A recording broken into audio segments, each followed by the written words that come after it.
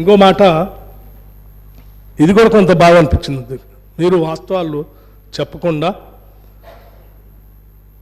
మమ్మల్ని బ్లేమ్ చేయటం కోసమే ఈ శ్వేతపత్రం పెట్టారు, ఇది కరెక్ట్ కాదు కదా అధ్యక్ష. మేము చూపించిన ఈ శ్వేతపత్రంలో ఇచ్చిన ఏ ఒక్క లెక్క మేము ఎవరూ రాసింది కాదు అధ్యక్ష.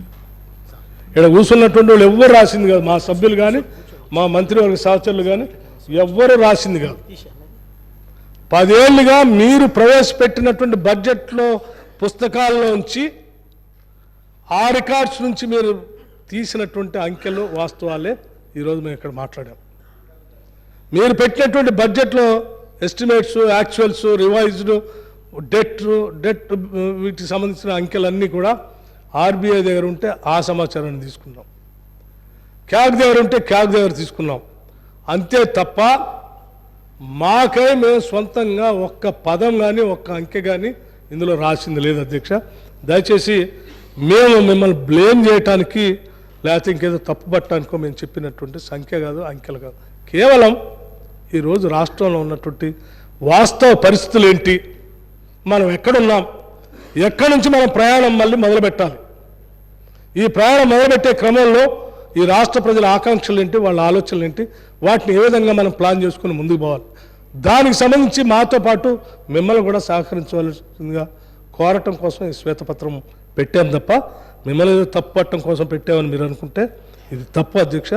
మీరు చేసిన ఆర్థిక అరాచకత్వం అంతా ఇంతగా లేదు ఈ బడ్జెట్లో, ఇది మామూలుగా లేదు అధ్యక్ష. ఇది ఎంత ఆర్థిక అరాచకత్వం లేకపోతే ఇవాళ అప్పు కట్టడానికి కూడా అప్పు తీసుకొచ్చే పరిస్థితికి ఈ రాష్ట్రం నెట్టబోయిందో దీని ద్వారా అర్థమవుతా ఉంది.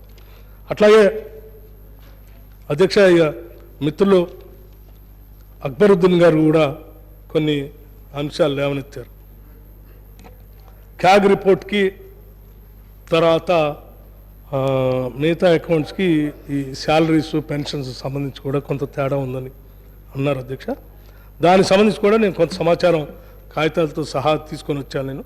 మేము ఇందులో మెన్షన్ చేసింది కరెక్ట్గా ఇక్కడ ఉన్నటువంటి సమాచారమే, ఇది మేము కూడా సొంతంగా తయారు చేసింది, ఇది వాస్తవమే మేము చెప్పింది. దీంట్లో ఏంటంటే మీరు బహుశా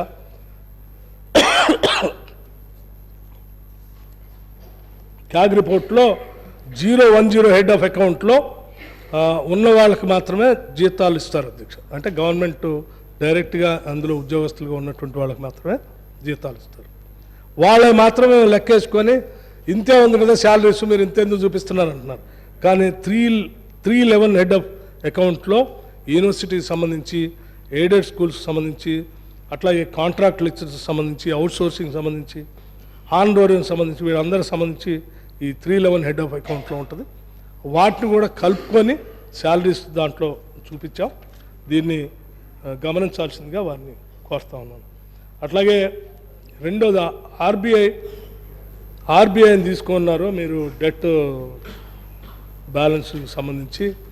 మీరు నేను క్యాగ్లో చూసి వచ్చి చెప్పాను, అంత లేదు ఇంత లేదు అని చెప్తా ఉన్నాను అధ్యక్ష. జనరల్గా ఈ దేశంలో సరే మిగతా వ్యవస్థలు, సంస్థలు ఉన్నప్పటికీ కూడా RBI is our debt manager. మన అప్పుల్ని ఎప్పటికప్పుడు దాన్ని పర్యవేక్షిస్తూ ఎవరి దగ్గర ఎంత ఉంది, ఏ రాష్ట్రానికి ఎంత ఉంది, ఎంతవరకు ఓడి ఇవ్వచ్చు, ఎంతవరకు వేస్ అండ్ మీన్స్ ఇవ్వచ్చు, ఎంతవరకు ఏం చేయొచ్చు, దీన్ని ఎట్లా బ్యాలెన్స్ చేయాలనేది మేనేజ్ చేసేదే ఆర్బీఐ. ఆర్బీఐ దగ్గర ఉన్నదే మనం అంతిమంగా లెక్కలుగా తీసుకుంటాం కాబట్టి దీనికి సంబంధించి కూడా మేము ఆర్బీఐ సోర్స్ని తీసుకొని చెప్పాం. ఈ టేబుల్ నెంబర్ 8లో కూడా ఉంది అధ్యక్ష. ఇవన్నీ ఈ వాస్తవ విషయాలే మేము చెప్పింది. ఎక్కడ కూడా వీటిలో వేరే రకమైనటువంటి తప్పుడు సమాచారం కానీ, కావాలని చెప్పిన సమాచారం కానీ, లేకపోతే మేము గత పాలకుల్ని బ్లేమ్ చేయాలనే ఆలోచన కానీ మాకు ఎవ్వరి మీద ఏ ద్వేషం లేదు, ఏ కోపం లేదు. రాగద్వేషాలకు అతీతంగా ఇక్కడ ఉన్నటువంటి శాసనసభ్యులంతా కూడా, లేకపోతే ప్రభుత్వంలో ఉన్న పెద్దలు కూడా విశాలమైనటువంటి హృదయంతో రాష్ట్ర ప్రజలందరూ మనవాళ్లే, అందరి కోసం మనం ఆలోచన చేయాలి, అందరి కోసం మనం పనిచేయాలన్నటువంటి దృక్పథంతోనే మేము ముందుకు పోతాం తప్ప వేరే రకమైనటువంటి ఆలోచన. ప్రతిపక్షాలు ఉండాలని మేము కోరుకుంటాం. ప్రతిపక్షాలే మాకు శత్రువులు కాదు, వాళ్ళే మేము శత్రువులుగా కూడా ఎప్పుడు చూడం. కాకపోతే వాళ్ళు మా ప్రత్యర్థులుగా మాత్రమే చూస్తాం తప్ప శత్రువులుగా ఎప్పుడు చూడం. ప్రత్యర్థులు వేరు, శత్రువులు వేరు. శత్రువులుగా అంటే ఏం మాట్లాడినా శత్రుత్వంగానే చూస్తారు. ప్రత్యర్థులు అంటే మీ భావజాలం మీది, మా భావజాలం మాది, మా ఆలోచన విధానం మాది, మీ ఆలోచన విధానం. ప్రజలకి అంతిమంగా మా ఆలోచన విధానం ఇది. మా ఆలోచన ఇంధన రాజ్యం, మా ఆలోచన అందరికి ఇళ్ళు ఇవ్వటం, మా ఆలోచన అందరికీ ఉద్యోగాలు ఇవ్వటం, మా ఆలోచన అందరికీ భూములు పంచటం, మా ఆలోచన అందరికీ పొలాలకు నీళ్ళు ఇవ్వటం, మా ఆలోచన ఈ రాష్ట్రంలో ఉన్నటువంటి మహిళలందరికీ కూడా 6 గ్యారంటీల్లో మహాలక్ష్మి అనేటువంటి పథకం పెట్టి ముందుకు తీసుకొని పోవటం, ఈ రాష్ట్రంలో ఉన్నటువంటి వాళ్ళందరినీ సమగ్రమైన అభివృద్ధితో ముందుకు నడిపించడానికి మాకున్నటువంటి ఆలోచన. ఇంక్లూజివ్ గ్రోత్తో, అంటే డిస్పారిటీ లేకుండా సమసమానత్వం కోసం ఒక సామాజిక న్యాయంతో ముందుకు పోయేదే మా ఆలోచన.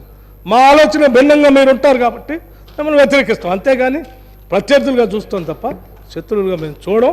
ఒకవేళ మీరు అలా అనుకుంటే పొరపాటు, మీరు దాని నుంచి విరమించుకోవాలని కోరుతూ ఈ శ్వేతపత్రాన్ని సభలో ఉన్నటువంటి వాళ్ళందరూ లోతుగా అధ్యయనం చేయాలని, ఇక్కడ నుంచి మన ప్రయాణం ఈ రాష్ట్ర భవిష్యత్తు కోసం ప్రతి ఒక్కళ్ళు అంకిత భావంతో పనిచేయాలని, ప్రతినిభూని ముందుకు నడవాలని మీ ద్వారా సభలో ఉన్నటువంటి పెద్దలందరికీ విజ్ఞప్తి చేయటం కాదు, ఈ రాష్ట్రంలో ఉన్నటువంటి ప్రజలందరికీ కూడా విజ్ఞప్తి చేస్తూ ఉన్నాం.